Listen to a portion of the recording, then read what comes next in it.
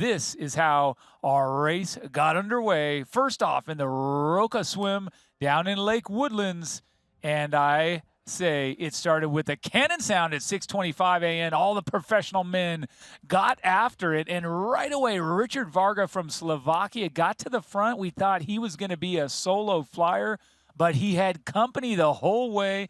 He alternated who he was towing through, but the end result was that he strung that field right out and made everyone work for every inch and every stroke and every bit of movement throughout that water. He came out, not breaking the course record in the non-wetsuit swim, but certainly giving us a show, a display of strength and power. He meant business. Simon Sheet came out, and I tell you what, he looked great as well. You saw him popping up on shore.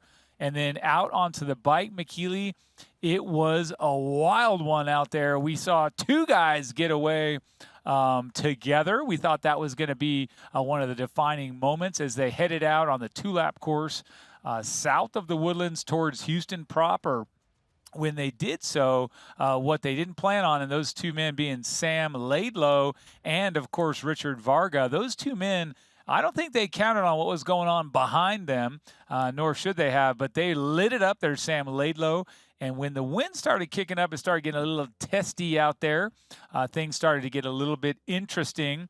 Laidlow even lost his visor in that wind as he turned back.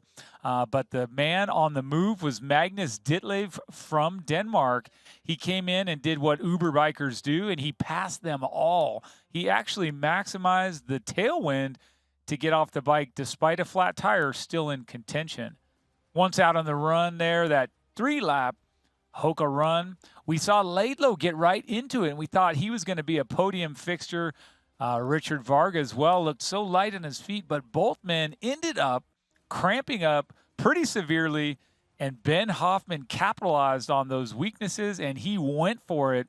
The man that ultimately got into a different battle down the road really looked infallible in those early miles and those middle miles of the race. Ditlev, after overcoming the flat tire, mentally strong, he came back up and chased Ben Hoffman until he caught Ben Hoffman. We had a Dane, we had an American, and we had a battle at hand through these bike paths and these twisty-turny circuits throughout the Woodlands.